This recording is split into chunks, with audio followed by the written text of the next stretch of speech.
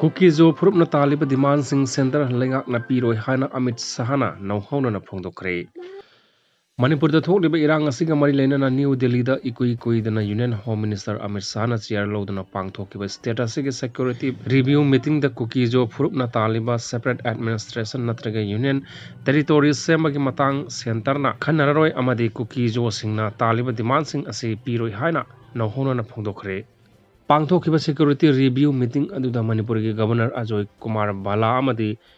Ministry of Home Affairs Government of India ki makok thongba official sing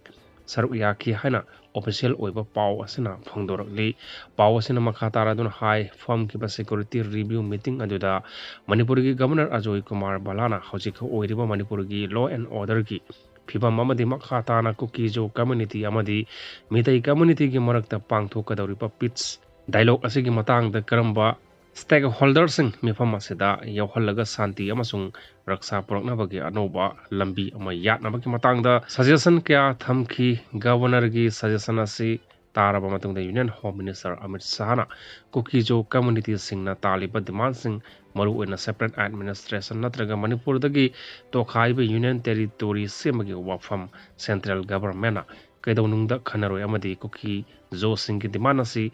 Piroidaba demand ni haina Union Home Minister na nahuna na mipamaduda ningsingki. Union Home Minister Amit Shahana makha taraduna mipamaduda yaukiba Ministry of Home Affairs ki makok thongba official sing Manipur ki Governor da hajik Home Ministry na suspension of operation suda leiriba kuki militant sing miya mamang da thoktuna phone na khulai paiduna chatli haibagi official oiba information ministry asida leire